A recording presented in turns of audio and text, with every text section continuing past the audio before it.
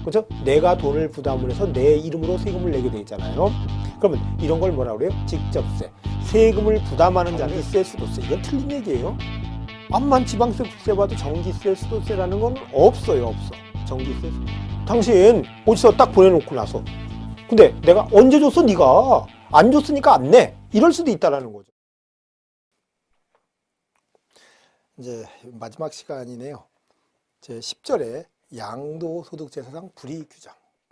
양도세 불이익이 있는데 거기에 나와 있는 게 1번에 나와 있는 게 그 미등기 양도 자산은 불이익이 굉장히 많아요. 굉장히 많은데 그 불이익 중에서 가장 큰 불이익은 비과세 감면을 받지 못한다라는 불이익이 많고요. 또 장기보유 특별공제라든지 양도소득 기본공제가 안 돼요. 그래서 그 밑에 보시면 미등기 양도 자산에 대한 불이익이 있죠. 산출세액이 70% 세율을 적용한다. 세율할 때 미등기라면 몇 프로라고 그랬죠? 70%가 됐죠. 두 번째, 토지 건물의 경우 필요경비 계산 공제가 원칙적으로 취득 당시 기준시가의 3%이지만 미등기 양도 자산의 경우는 0.3%. 왜 미등기라니까 취득세, 등록세가 안 들어갔겠죠. 이러다 보니까 3%를 안 해주고 0.3%만 해준다는 거죠. 그 다음에 네 번째, 장기보유 특공제 양도소득 기본공제 적용하지 않는다. 장기보유 특공제 안 되고 양도소득 기본공제도 적용하지 않는다. 불이익이죠, 이게. 네 번째, 미등기 양도자산에 대하여 소득세법 또는 소득세법 외의 법률 중 양도소득에 대한 소득세 비과세 및 감면에 관한 규정을 적용하지 아니한다. 감면 안 된다라는 거죠. 비과세 감면 안 된다. 그래서 미등기 양도를 하게 되면 불이익이 많죠. 그리고 이건 범법행위예요. 그렇죠? 범법행위라서 이게 아마 3년 이하의 징역이나 뭐 1억 원 이하의 벌금인가 이렇게 될 거예요. 미등기 양도를 하게 되면 뭐 우리 중간 생략 등기 이런 얘기도 하죠. 미등기 양도를 하게 되면 이런 불이익이 있다. 그런데 두 번째 이제 미등기 양도를 보지 않는 것은 우에 불이익을 받지 않는다라는 거죠. 그런데 거기 보시면은 그 다음 페이지에 1번을 보면 장기 할부 조건으로 취득한 자산으로서 그 계약 조건에 의하여 양도 당시 자산이 양도 당시 그 자산의 취득에 관한 등기가 불가능한 자산. 등기가 불가능해요. 장기 할부 조건으로 했으면 잔금을 내야지 하니까 등기를 할 수가 없죠. 그 다음에 두 번째 보면 또 끝에 어쨌든 등기가 불가능한 자산이야. 또 네 번째도 끝에 보면 등기가 불가능한 자산. 그렇죠. 그런 내용이 있는데 그 등기가 불가능한 자산은 등기를 할 수 없다는 얘기네. 그럼 등기를 할 수 없어서 안 하고 팔어. 그럼 미등기 양도가 아니라는 거예요. 그러니까 그 위에 불이익이 적용되지 않는다라는 거죠. 근데 세 번째는 이런 게 있네요. 8년 이상 자격 농지, 교환 또는 분합하는 농지 및 경작상 필요에 의한 대토하는 농지는 미등기 양도를 보지 않겠대요. 왜냐하면 농지를 소지하는 분들은요, 등기가 뭔지 잘 모르나 봐요. 그래서 미등기 양도 적용하지 않겠다. 그러면 등기가 불가능한 것과 미등기 양도, 아니, 비과세 면제 요건을 충족한 농지는 미등기 양도로 보지 않는다라는 거죠. 나머지는 한번 보시고, 그 다음에 비사업용 토지가 있는데요. 비사업용 토지는 불이익이 16%에서 48%가 된다는 거 보셨잖아요. 또 할증가세도 플러스 10%가 더 될 수도 있다는 거예요. 그리고 뭐 시간관계상도 있지만 이 비사업용 토지를 뭐 이렇게 공부를 하실 필요까지는 없을 것 같아요. 왜냐하면 이제 비사업용 토지는 여러분이 개념만 잡아두시면 돼. 자기가 쓰지도 않으면서 그냥 사두는 거. 지방에 농지 사뒀다, 산 사뒀다 이런 거 있죠. 왜 사둔 거예요? 투기 때문에 사는 거죠. 이게 비사업용 토지라는 거예요. 비사업용 토지. 일단은 임야 같은 건 주소는 있어야 되네. 주소가 없으면 비사업용 토지가 된다. 그런 내용이고. 그래서 비사업용 토지는 넘어갈게요. 쭉 넘어가시고 이제 344쪽에 제 11절에 신고 및 납부예요. 양도소득세를 신고하고 납부해야 되잖아요. 그래서 양도소득 과세표준 신고 및 납부인데 예정신고 납부가 있고 또 확정신고 납부가 있죠. 그러면 예정신고는 다다음 달이 말일이라고 그랬나요?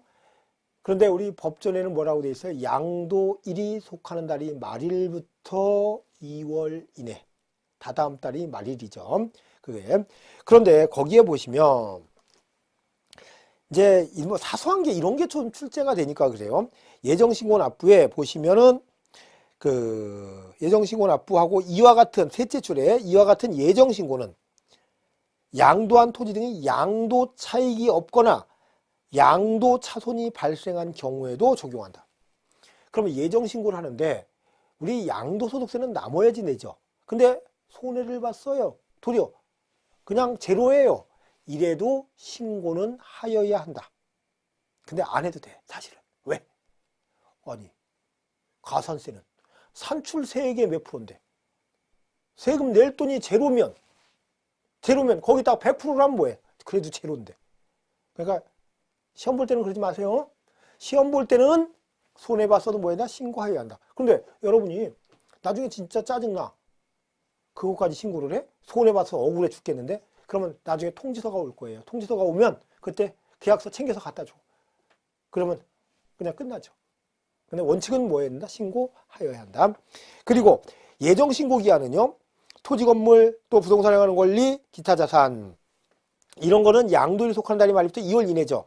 다만 꼽게요. 국토유계 및 이용에 관한 법률에 따른 토지거래 계약에 관한 허가구역에 있는 토지를 양도할 때 토지거래 계약 허가를 받기 전에 대금을 청산한 경우에는 그 허가일이 속하는 달이 말일부터 2월 이내로 한다. 그럼 허가를 받지 않고 거래를 했다면 허가일이 속하는 달이 말일부터 2개월 이내에 해라는 얘기죠. 그런 얘기고, 뭐 예정신고 산출세 계산, 우리 앞에서 양도세 계산하는 거 보셨죠?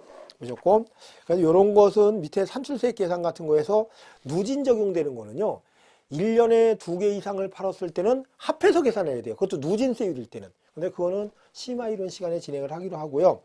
예정신고 불성실, 당연히 가산세가 부과가 된다. 가산세 부과가 되고요. 가산세가 적용이 된다는 얘기고, 뭐 제출 서류가 있다. 그리고 확정신고 납부가 있는데, 확정신고는 다음해 5월인데, 예정신고를 했으면은요. 예정신고를 했어요. 그러면 확정신고를 안 해도 돼. 그런데 거기에 내용이요. 거기에 내용이 그 확정신고 납부라는 게 있죠. 확정신고 기한이 있고, 그게 다음해 5월 얘기하고 있고, 그 다음에 그 두 번째 보면 그 확정신고 기한에 1번, 2번 있지. 2번에 확정신고는 과세기간이 과세편이 없거나 결손 금액이 있는 경우에도 하여야 한다. 뭐 똑같은 얘기고. 다만 예정신고를 한 자는 당해 소득에 대한 확정신고를 하지 아니할 수 있다. 안 해도 된다. 아니할 수 있다. 무조건 안 하지. 귀찮은데. 그렇죠? 그러면 단 누진세율 적용 대상 자산에 대한 예정신고를 2회 이상 하는 경우는 제외해야 된다는 거예요. 누진세율 적용 대상은 합해서 계산해야 되기 때문에 확정신고도 하라는 얘기예요. 이건 내고 그런 내용이 나와 있고, 그 다음에 가산세는 뭐 많이 보셨죠? 취득세에서 가산세 보셨고, 일반 무신고 가산세 20%, 부정 나오면 뭐예요? 40%. 그죠? 일반 과소 10%. 그렇게 뭐 이렇게 보시면 되고, 납부불성제 1일에 만분의 3이고요. 그 다음에 뭐 이제 이런 것은 넘어가셔도 될 것 같고, 그러고 이제 349쪽에 보시면 분할 납부예요. 아유, 그 전에 이제 양도소득세가요. 또 특이한 점이 올해 개정된 부분 중에서 특이한 부분이 한 부분은 물납이 없어졌다라는 거예요. 물납을 할 수가 없다. 물납이라는 건 아예 없어졌어요, 이제요. 없어졌어요. 그래서 분할 납부만 하면 되는데, 이 분할 납부는 1,000만 원을 초과할 경우에 우리 그 재산세나 종합부동산세는 500만 원을 초과할 때 분할 납부할 수 있었잖아요. 근데 양도소득세는 1,000만 원을 초과하는 경우 분할 납부할 수 있다 얘기를 하고 있고, 그래서 그 기간은 2개월이에요. 그래서 1,000만 원을 2천만 원 이하일 때는 1천만 원을 초과하는 금액을 분할 납부할 수 있고 2천만 원을 초과할 때는 50% 이하인 금액을 분할 납부할 수 있게 이렇게 하고 있다. 그 다음에 결정 징수 및 환급은 넘어가셔도 좋을 것 같고요. 그 다음에 351쪽에 그 맨 하단에 부가세 있죠. 지방교육세, 지방소득세. 우리 부가세로 지방소득세를 내는데 토지, 건물, 부동산에 걸리는 양도소득 과세표의 1000분의 6에서 1000분의 38 하고 있죠. 그러니까 거의 이제 10% 되는 꼴인데 양도소득세 10%라고 생각하시면 좋아요. 근데 지금은 과세표준에 양도소득 과세표준에 일정한 율의 세율을 정하게 돼 있다. 근데 그게 양도소득세 산출세액의 10%가 된다. 이렇게 생각하시면 되겠어요. 되고 또 감면될 때는 감면되는 금액의 20%가 농어촌 특별세로 부과된다. 이렇게 하고 있고요. 그 다음에 양도소득세의 마지막 단원이에요. 국외자산 양도에 대한 양도소득세. 이것도 시험 문제 가끔 출제되는데 지금 몇 년간 출제가 안 됐기 때문에 한번 유심히 봐주실 필요가 있어요. 이제 거주자가 국외의 토지, 건물, 또 부동산에 관한 권리, 기타 자산, 또 주식 등 파생 상품 등을 팔아서 소득이 생겼다면 신고를 해야 되는데 신고를 하고 내야 되는데 납세의무가 있는 자는 뭔가 보면요. 국외자산을 팔았을 때 양도일 현재 국내의 주소나 또 거소증기한이 계속 5년 이상인 개인만 납세 의무를 진다라는 거예요. 5년 이상일 경우에 그 내용이 납세 의무자에서 잘 나와 있고요. 그 다음에 과세 대상은 국내에 있는 과세 대상과 동일하다. 다만 차이점이 있는 것은요. 우리 국내에 있는 것은 이런 거 있죠. 국내에 있는 것은 부동산을 사용할 수 있는 권리의 전세권, 지상권은 등기 여부를 불문한다. 다만 부동산 임차권은 등기된 경우에 한하여 양도소득세 과세 대상이 된다. 이렇게 얘기를 했잖아요. 그런데 국외자산은 등기를 따질 수가 없다는 거예요. 그래서 국외자산 같은 경우는 그냥 부동산 임차권을 양도하면 양도세 과세가 된다. 그 내용이 하나 있고요. 그게 내용이 과세 대상이에요. 과세 대상. 그 다음에 다음 장 계산 구조가 나와 있는데 계산 구조에 그 좀 특이한 부분은 그거예요. 다른 건 똑같은데 장기보유 특별공제를 보면 국외자산은 적용하지 아니한다. 국외자산은요. 오래 갖고 있어도 좋은 게 하나도 없어요. 오래 가지고 있어도 좋게 적용해 주는 게 하나도 없어. 장기보유 안 돼. 그리고 우리 같은 경우는 이렇죠. 2년 이상 갖고 있으면 양도세가 6%에서 38%잖아요. 그런데 국외자산은 한 달 있다 팔아도 6%에서 38%예요. 그런 내용이 있고 그 다음에 가액, 거기 양도가액, 또 필요경비, 자본적 주출액이 있는데 그거 전부 다 우리나라 거하고 똑같다. 뭐는 없다라는 거예요. 장기보유 특별공제가 없다라는 거 좀 체크를 하시고 그 다음에 기본공제는 똑같아. 우리나라. 그러니까 최고로 많이 기본공제를 받으면 1,500만 원까지 받을 수 있어요. 부동산 등에서 250, 국내에 우리나라에 있는 걸 팔았다. 부동산 등에 250, 주식 등에 250, 파생상품 등에 250. 또 국외에 있는 부동산 등을 팔아서 250, 또 주식 등 팔아서 250, 파생상품 팔아서. 그러면 국외에서 750, 국내에서 750. 그러면 얼마까지 받을 수 있다는 거? 1,500까지 받을 수 있다는 거죠. 그 내용이고. 그 다음에 세율 보면 부동산에 관한 권리, 기타 자산 무조건 6%에서 38%다. 그렇게 보시고 또 이제 그래요. 외국에 있는 부동산을 팔면 세금 거기서 내겠죠. 그럼 우리나라에서 또 내야 돼. 그러면 이중과세가 된다는 거예요. 그렇죠? 그래서 외국 납부세액을 공제를 하고 있는데 그냥 편하게 보세요. 외국에서 1,000만 원을 냈다. 1,000만 원을 냈다. 뭐 원화로 냈겠지 당연히. 뭐 달러로 냈다든지 그 나라 화폐로 냈겠죠.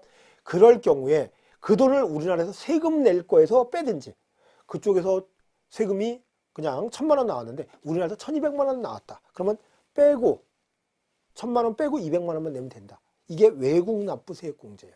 그런데 또 바보 같은 사람은 이럴 수 있대. 외국에서 난 세금을요, 그냥 필요 경비에 넣을 수도 있대. 필요 경비에서 공제하거나 외국 납부세액 공제를 받을 수 있다. 그렇게만 보시면 되고요. 그 다음에 거기에 준용 규정을 보면 준용 규정, 비과세, 감면 이런 거 안 된다라는 거. 근데 준용 규정의 맨 끝에 줄 다만 장기 보유 특별 공제액은 적용되지 않는다. 장기 보유 특별 공제는 안 된다고요. 안 된다. 이렇게 보시면 되겠고. 이렇게 해서 어렵게 양도소득세가 마무리가 됐어요. 근데 요번에 좀 이렇게 뒤에를 좀 많이 좀 기본 이론이라서 그냥 깊이 안 들어가고 이렇게 했는데 이제 심화 이론에서는 좀 많이 깊이 들어갈 거예요. 이렇게 해서 양도세를 정리를 하고요. 맨 마지막 단원에 나온 게 이제 가야 되는데 여기도 부동산 관련 소득세도 보통 한 문제 정도는 출제가 되거든요. 그래서 이것도 좀 눈여겨서 봐 주셔야 될 단원이에요. 아유, 많이 넘어갔네요. 417조. 부동산 관련 소득세예요. 부동산 관련 소득세. 여기 부동산 관련 소득세 중에 중요한 것은 부동산 임대 관련 사업소득, 또 매매 관련 사업소득, 또 건설업 관련 사업소득이 있어요. 이게 사업소득. 사업소득이 있는 자는 뭐를 해야 돼요? 사업소득이 있는 자는 사업소득 종합소득세. 종합소득세를 내야 되죠. 종합소득세를 내야 된다. 그러면 사업소득이 우리 부동산 관련 사업소득은 뭐가 있는가 보면요. 먼저 임대업.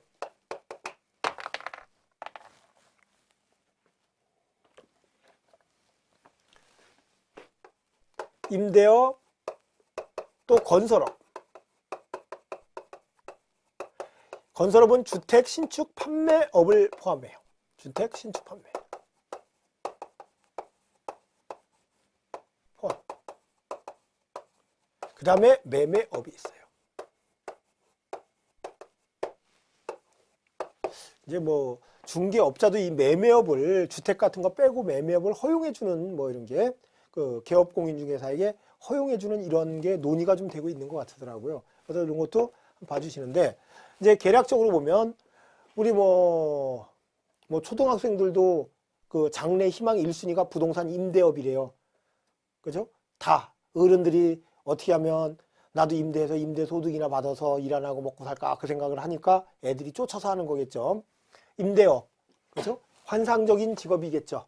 임대업을 하면 벌어요. 소득이 있으면 당연히 세는데 이거는 뭐다? 계속적 반복적으로 영리를 목적으로 하기 때문에 무슨 소득이다? 사업소득이라는 거죠. 사업소득. 그 다음에 건설업 같은 경우는요. 가장 대표적인 게 주택, 다세대 주택 신축해서 판매하는 거 있죠. 그런 것을 건설업이라고 얘기를 하고 있다. 진정한 사업이라고 볼 수 있어요. 그죠? 근데 매매업은요. 기존에 저 있는 주택을 샀다 팔았다를 한다든지 아니면 상가를 신축해서 판매를 한다든지 아니면 뭐 택지를 조성해서 판매를 한다든지 이런 것을 뭐라고 하는가? 매매업이라고 그래요. 그래서 이 매매업 같은 경우는 사회적으로 보호를 안 해주지만 건설업은 보호를 해줘요. 그러면 임대업은 어떤 건가 보시면 임대업. 이제 요거는 아주 그냥 좀 세밀하게 볼 거고 요거는 이제 계략적으로 볼 거예요. 임대업을 보세요.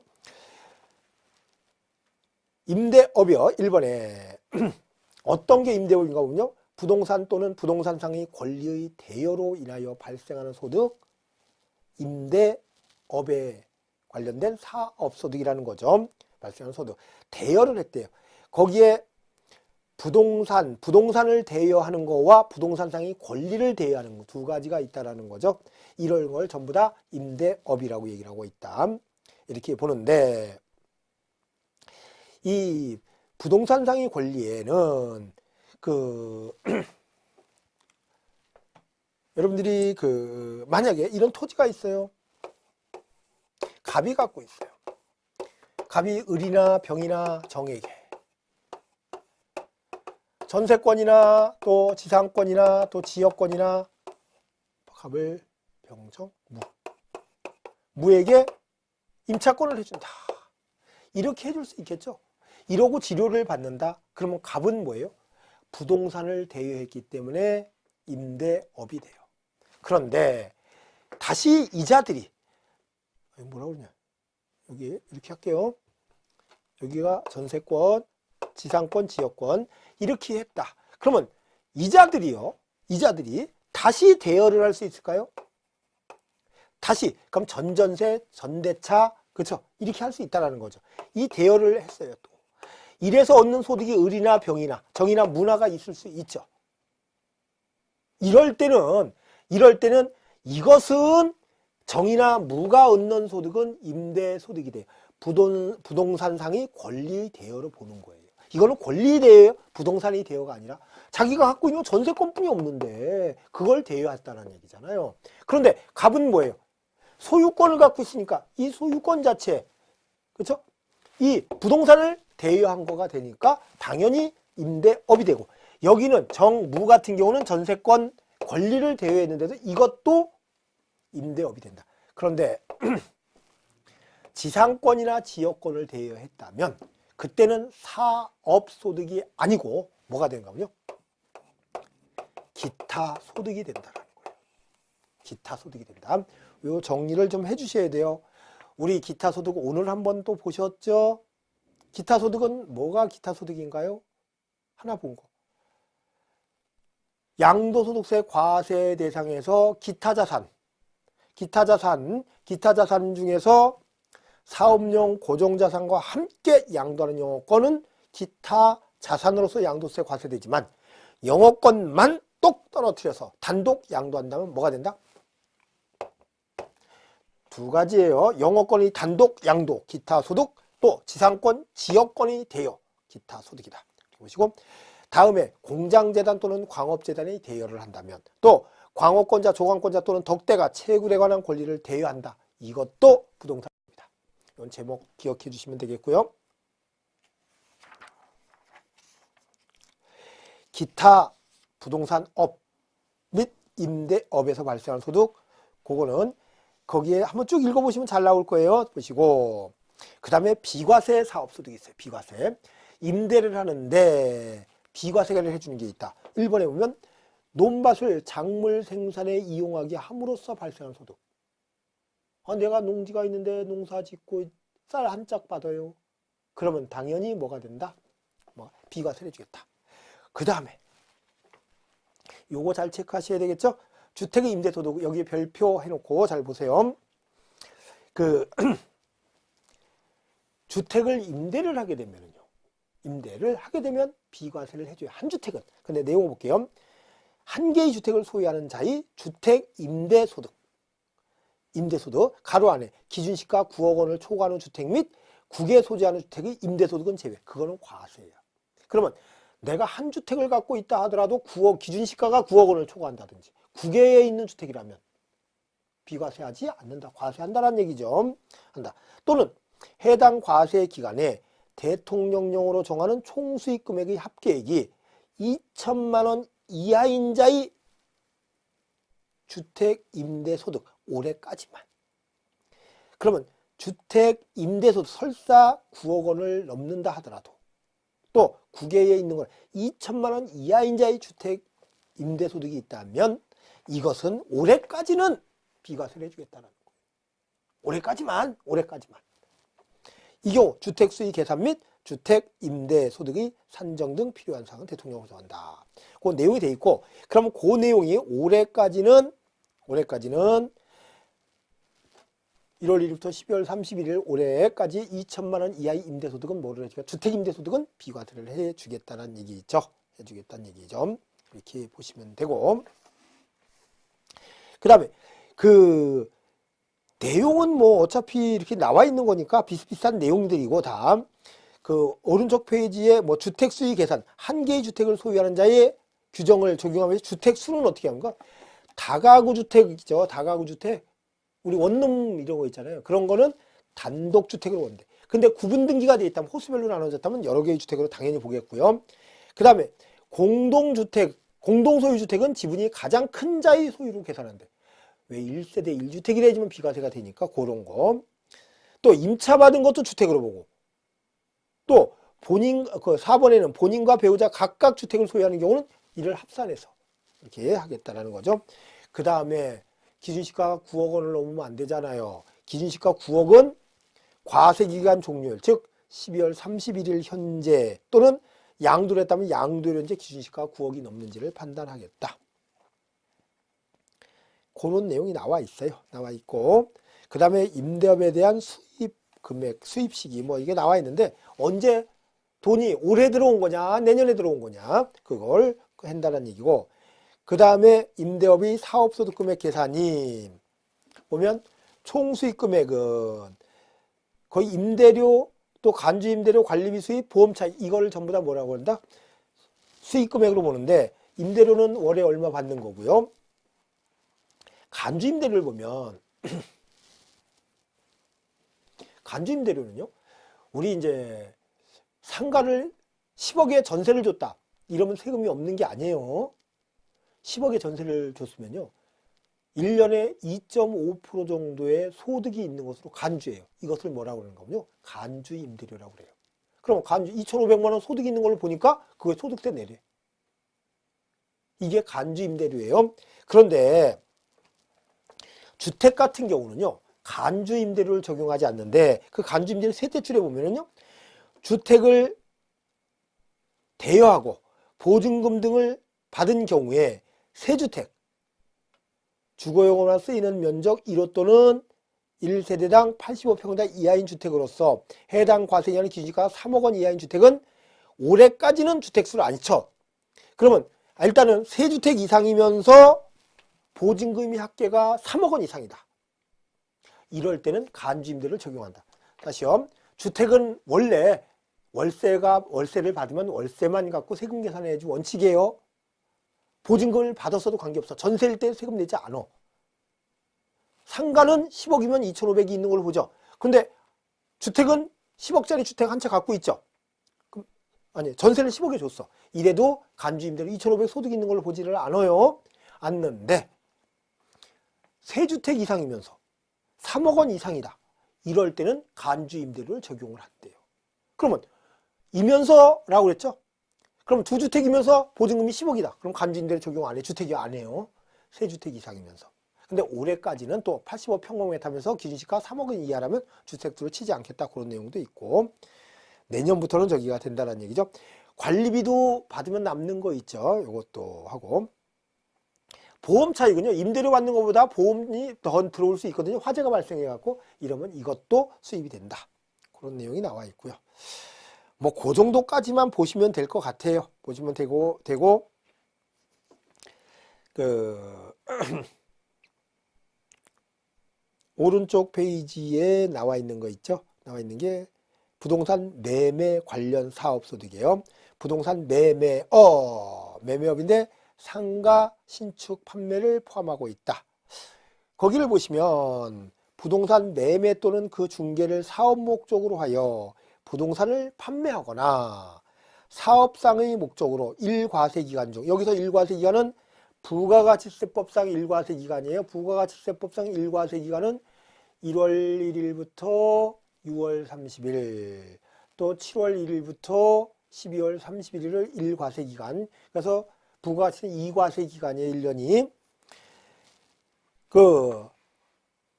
1회 이상 부동산을 취득하고 2회 이상 판매하는 경우는 부동산 매매를 영위하는 것으로 본다. 이렇게 얘기를 해요. 부동산을 영리 목적으로 계속적 반복적으로 매매하는 사업으로 그 내용이 나와 있으니까 그렇게 보시고 그 다음에 나와 있는 부동산 매매 관련 사업소득의 범위에 1번, 2번, 3번, 4번 있죠. 이걸 쭉 한번 읽어봐 주시고 그까지만 보세요. 나머지는 보실 필요 없겠고 오른쪽 페이지에 세 번째 보면요. 부동산 건설업과 관련된 사업소득. 건설업, 주택 신축 판매라는 걸 기억을 잘 하셔야 돼요. 거기에 주택 신축 판매의 범위 있죠. 범위. 맨 밑에 줄에 주택을 건설하여 판매하는 사업은 건설업으로 본다. 건설업으로 본다. 그 다음에 두 번째. 한 동의 주택을 신축해서 판매도 뭐로 보겠다? 건설업으로 보겠다. 건설업자에 도급을 주어서 주택을 신축. 도급계약 체결해갖고 짓도록 할 수 있겠죠. 이렇게 보시고, 그 다음에 네 번째 보면 종전부터 소유하던 자기 토지 위에 주택을 신축하여 주택과 함께 토지를 판매하는 경우 그 토지의 양도로 인한 소득은 건설업의 소득으로 본다. 내가 놀리던 땅이 있는데 거기다 주택을 져서 팔아도 건설업으로 보겠다라는 거죠. 다만 토지 면적이 주택이 정착된 면적이 5배, 10배를 초과하는 부분에 대해서는 건설업으로 보지 않겠죠. 또 다섯 번째, 시공 중인 주택을 양도하는 경우에는 그 주택의 시공 정도가 건축법에 한 건축물에 해당될 때는 건설 주택으로 볼 수도 있고 안 볼 수도 있거든요. 공정률이 몇 프로가 넘으면 주택으로 봐서 건설업으로 보고 이렇게 하겠다는 거죠. 그 다음에 여섯 번째, 신축한 주택이 판매되지 아니하여 판매될 때까지 일시적으로 일부 또는 전부를 임대한 후 판매하는 경우에도 건설업. 분양을 나올 때 안 돼. 그래서 임대를 줬다 할 수도 있겠죠. 이렇게 하면 되겠다라는 거죠. 그리고 나머지는 뭐 이렇게 우리 이제 출제 빈도에서 떨어지니까 요까지만 이렇게 해서 진행을 할게요. 요렇게 해서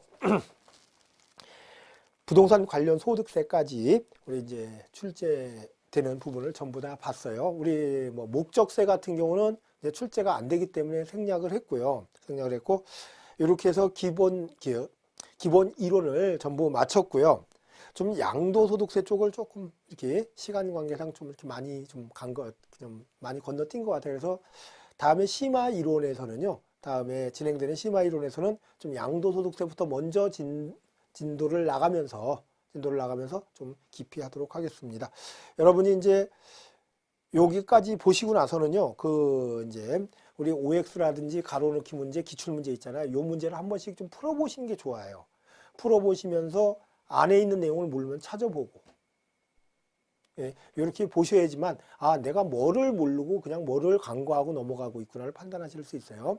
그래서 지금 어차피 이제 3월, 3, 4월, 5월 정도까지요, 여러분이 2차 공부를 안 하시면은 시험 임박해서는 공부가 안 되거든요, 2차가요. 왜냐면 여러분들 누구나 다 알고 계시는 거 있죠. 1차 시험 합격 못하면 2차는 잘 봐도 필요 없다. 그렇죠? 민법에서 말하는 일부 무효의 법리죠. 1차가 무효가 되면 2차는 자동 무효가 되니까. 그렇죠? 그러니까 여러분이 볼 때 3, 4, 5월 달에 2차를 많이 해두셔야 돼. 그래야지 그 다음에는 1차를 치중하실 수 있다는 거예요. 그리고 그때는 그냥 일정한 시간만 딱 하고, 그러면 2차는 웬만하면 점수가 나와요. 근데 여러분이 당락은 거의 1차거든요. 그러니까 2차를 좀 꾸준히 좀 해서 지금 2차를 더 해주셔야 돼, 1차보다. 그래야지 나중에 시험 임박해서 1차를 하시니까요. 그래서 이 문제 같은 거 풀어보시고, 이건 내가 잊어먹을 것 같다 꼭 해서 체크를 하셔서 이제 다 보지 않고 건너뛰면서 볼 수 있게 이렇게 해주시면 좋겠어요. 그동안 고생 많으셨고요. 심화 이론에 뵙겠습니다. 고생 많으셨습니다. 감사합니다.